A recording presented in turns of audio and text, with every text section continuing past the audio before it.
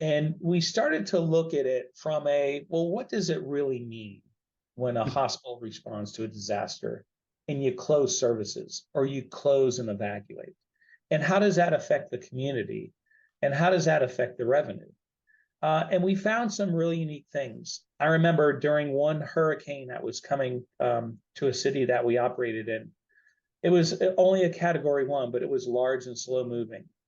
And we had some buildings that had been built in the late 1800s, early 1900s. And we did something unique.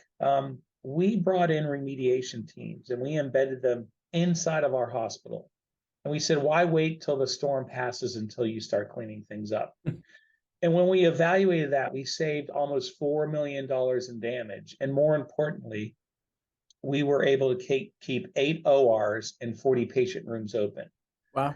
And so the financial impacts in that were pretty enormous. And even if you have insurance, which everybody does, and even if you have business interruption insurance, it never covers what you're going to lose in revenue from a disaster.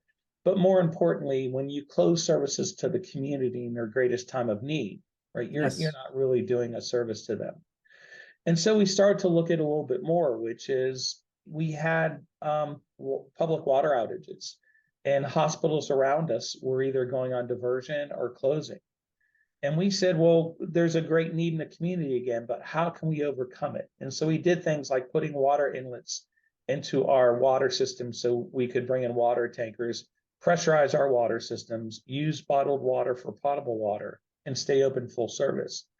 And that, again, not only generated revenue, but the public saw, hey, you were open when I needed you, and my hospital was closed. And so we're changing the argument that emergency management isn't a regulatory thing. It's a revenue generating department of the hospital if it's used properly.